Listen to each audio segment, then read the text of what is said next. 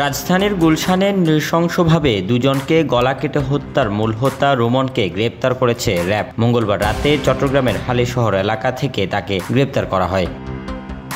গত 28 সেপ্টেম্বর রাজধানীর অভিজাত এলাকা গুলশান 2-এর একটি চায়ের দোকানের ভিতরে ধারালো অস্ত্র নিয়ে নৃশংসভাবে কুপানো ও গলা কাটা অবস্থায় দুজন ব্যক্তির লাশ উদ্ধার করে আইনশৃঙ্খলা বাহিনী। এই হত্যাকাণ্ডের ঘটনায় ভিকটিম রফিকুল ইসলামের ছেলে বাদী হয়ে গুলশান থানায় একটি হত্যা মামলা দায়ের করেন।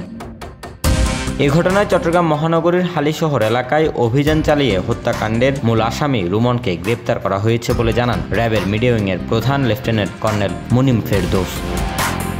র্যাব জানায়, প্রাথমিক জিজ্ঞাসাবাদে হত্যাকাণ্ডের বিষয়ে গুরুত্বপূর্ণ তথ্য দিয়েছে Rumon. Desk report, news now 24।